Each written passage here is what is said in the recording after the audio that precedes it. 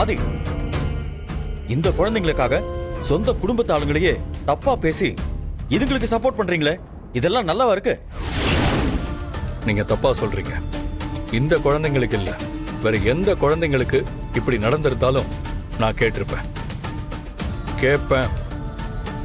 அதுவும் இல்லாம அவங்க நம்ம வீட்டுல இருக்காங்க.